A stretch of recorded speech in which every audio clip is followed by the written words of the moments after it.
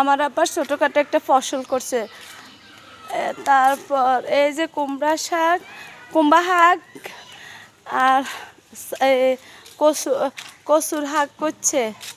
তারপর এই যে আমরা ছোটোখাটো একটা পুকুর আছে অনেক, আমরা এই যে অন করছে, ছোটোকালে তো নাছিল না, এমন করছে ছোট্টখাটো একটা পুকুর।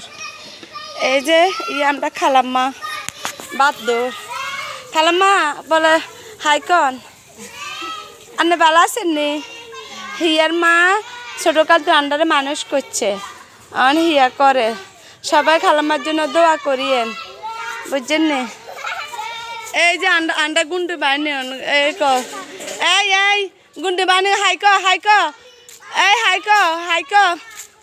আরে বা রে এত শতানি করে ওরে বাবা রে। আসসালামু আলাইকুম।